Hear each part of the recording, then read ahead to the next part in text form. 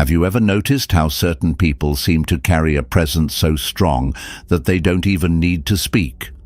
They walk into a room and the energy shifts, not because they say something profound or make a grand gesture.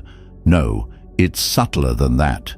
It's their stillness, their silence, their refusal to play into the noise. You can feel their power without a single word being spoken. And ironically, that quiet strength tends to unsettle others. It makes them wonder, chase, overthink. There's something deeply magnetic about someone who doesn't make themselves immediately accessible. But what would happen if you did the same? If you stopped reacting to every comment, every invitation, every emotion thrown your way? If you chose silence over immediate explanations, stillness over instant replies, boundaries over people-pleasing? That's where everything begins to shift, because the world is used to you being predictable. Society teaches us to respond, to comply, to keep the peace at all costs. But the moment you step outside of that framework, when you pull back and stop offering yourself so freely, people don't know what to do with you. And that confusion reveals something powerful. They never truly saw you. They only knew how to manage your reactions. Why does that happen? Why does withdrawing cause such discomfort in others? Carl Jung once said, "Everything that irritates us about others can lead us to an understanding of ourselves." So the next time someone gets angry when you become less available, ask yourself, are they really angry at you, or are they reacting to their own lack of control? When your silence provokes someone, it's not the silence itself that bothers them. It's what the silence forces them to confront inside themselves. And more importantly, it shows you how much of your life may have been controlled by the invisible strings of emotional expectation. How many times have you said yes when your body screamed no? How often have you forced a smile, replied to a message you didn't want to read, engaged in conversations that drained your spirit, all to keep a connection alive that probably wasn't built on anything real to begin with? And why? Because we're taught to believe that being loved means being available, that to matter, we must always be ready. But at what cost? Have you ever come to the end of a day and felt completely emptied out, without even knowing why? That numb, tired feeling that no nap, no food, no conversation can fix.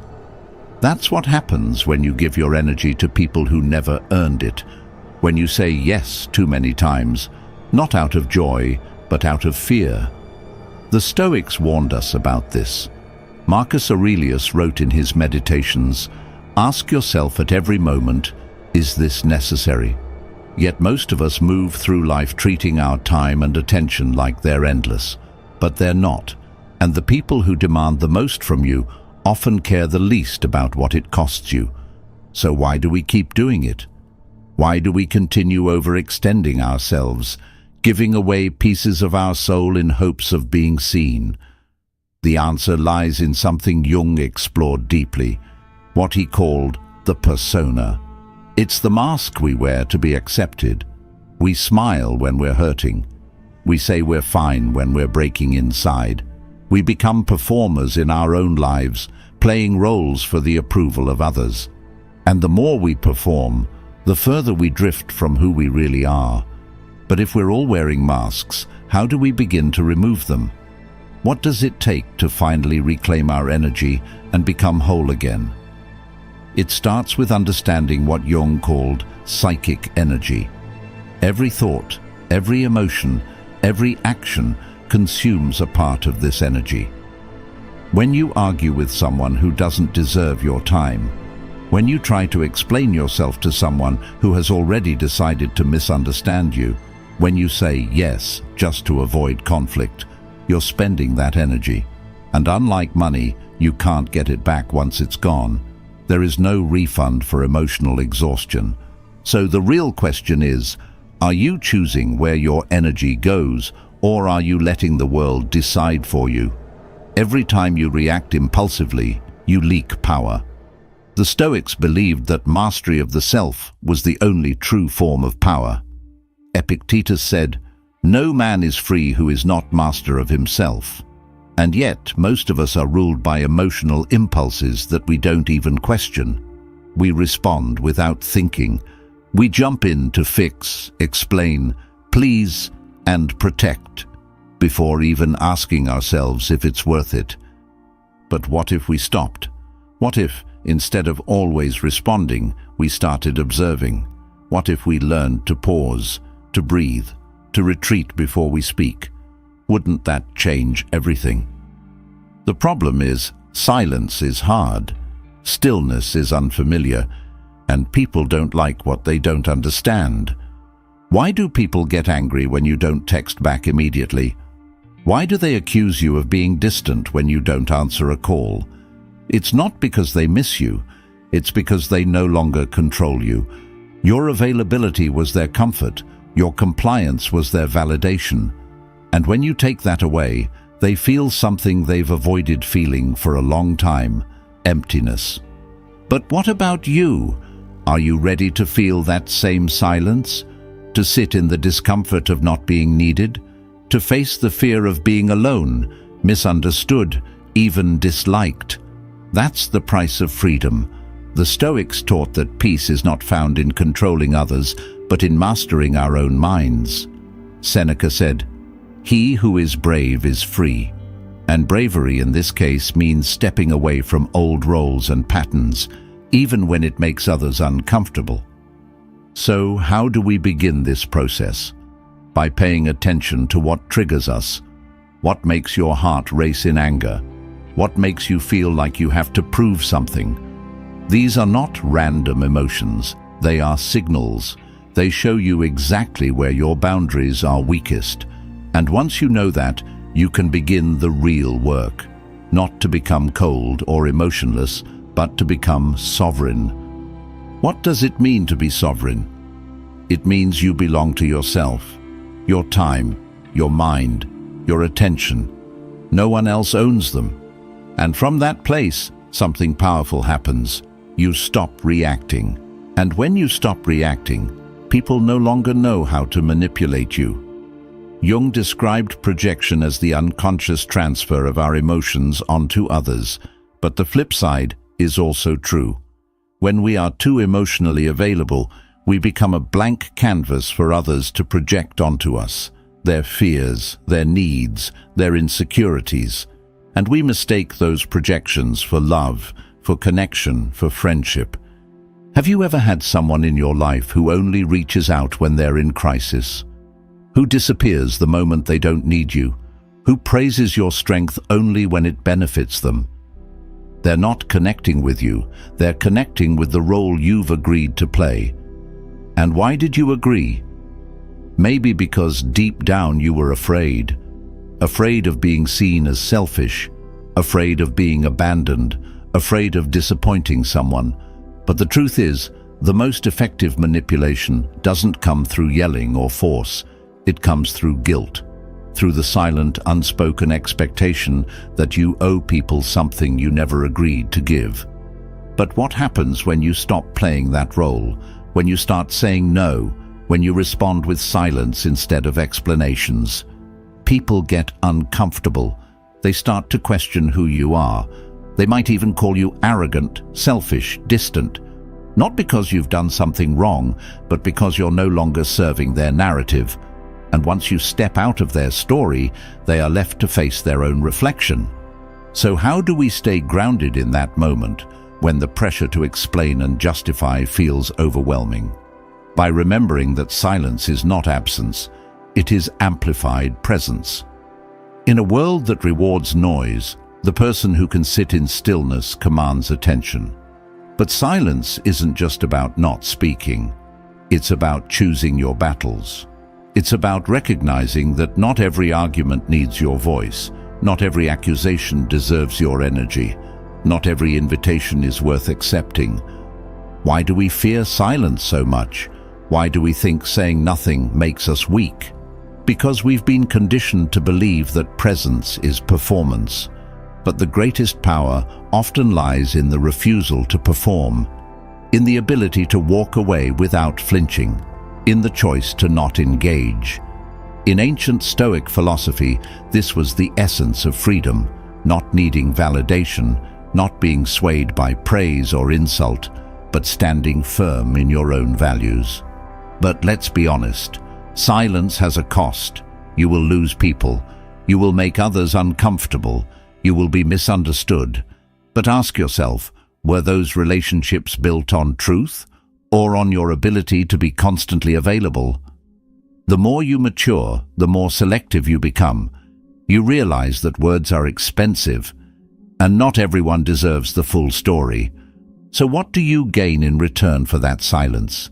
What grows in the space once filled with over-explaining, apologizing, and reacting? Clarity, peace, strength.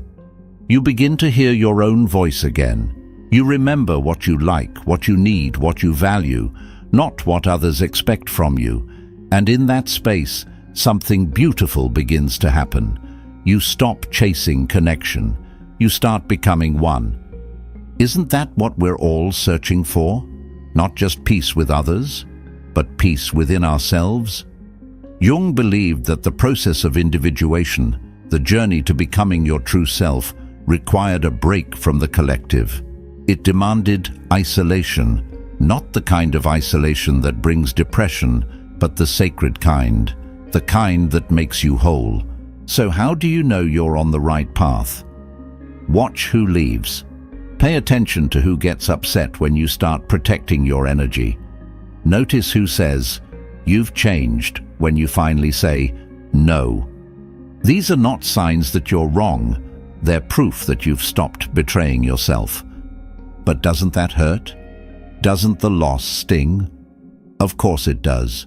Growth always comes with grief. You will grieve the version of yourself that used to say yes out of fear. You will grieve the comfort of being wanted, even if it wasn't real.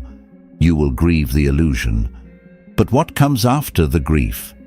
What happens after you reclaim your energy, your time, your boundaries? What comes after the silence? That's when rebirth begins. Slowly, you start building a life rooted in truth, not obligation. You attract people who don't need to use you to feel whole.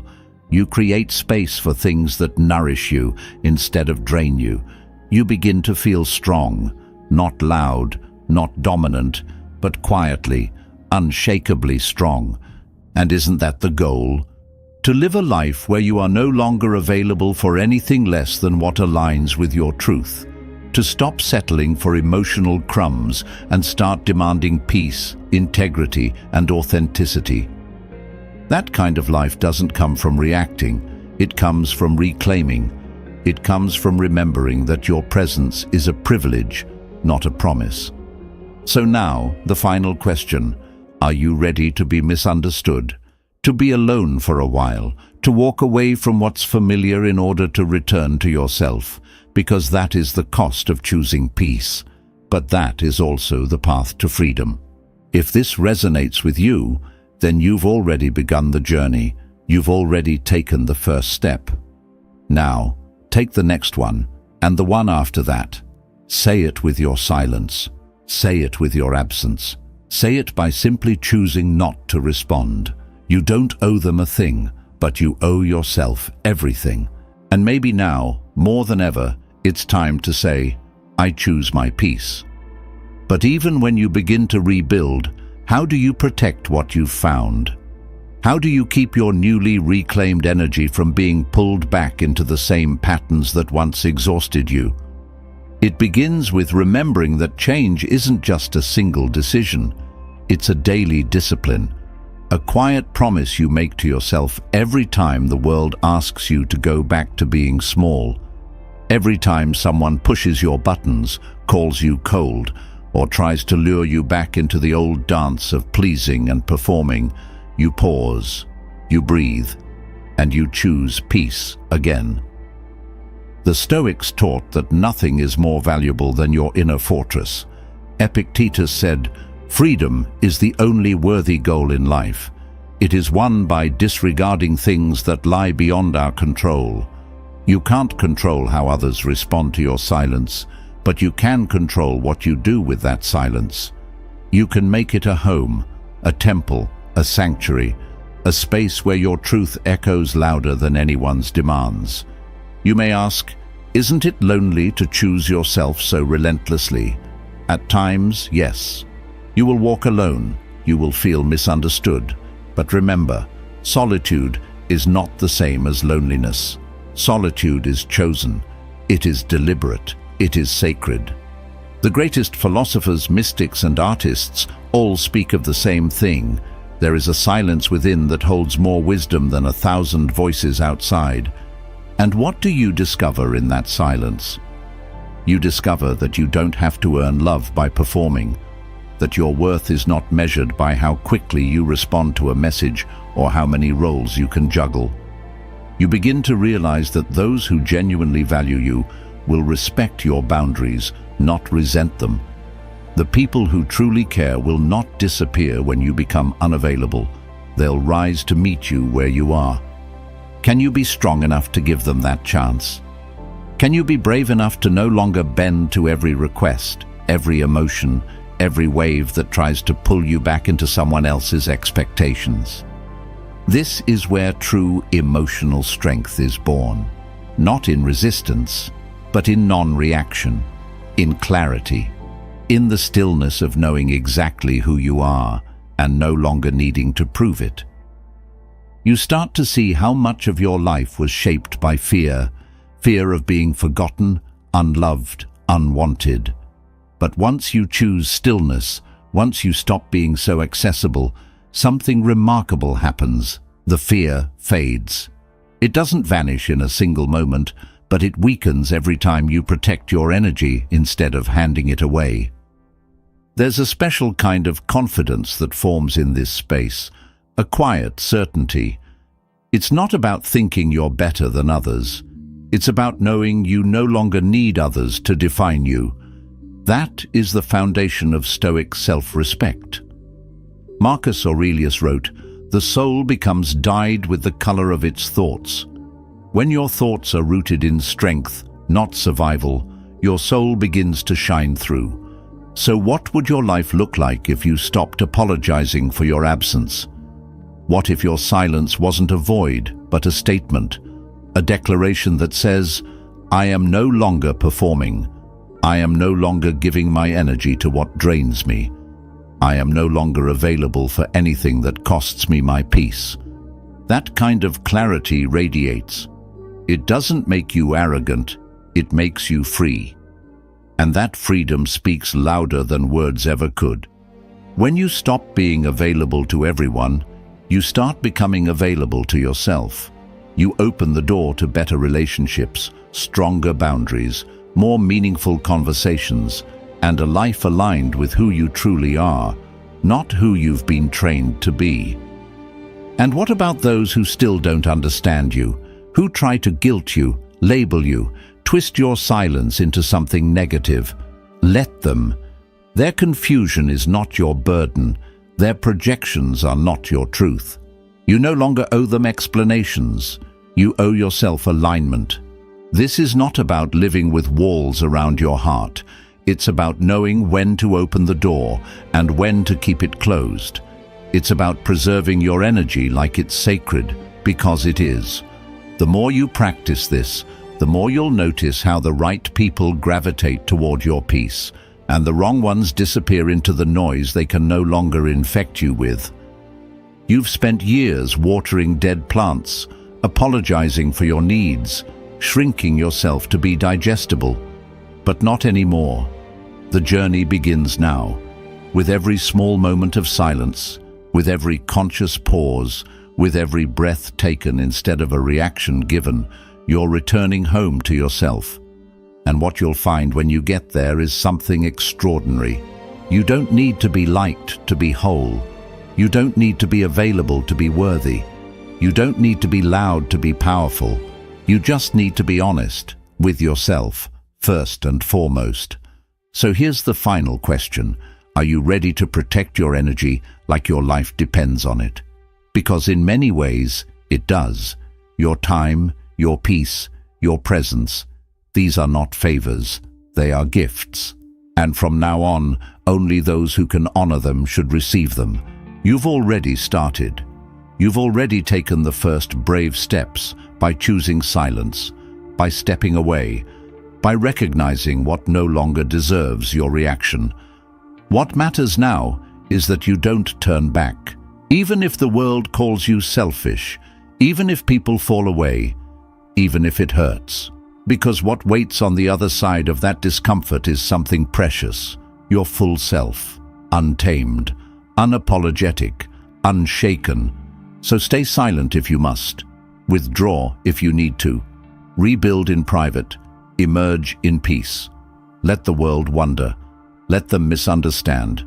You're not here to be understood, you're here to be whole. If this message spoke to something deep inside you, don't just scroll past it. Sit with it. Let it change something. Let it remind you of your strength.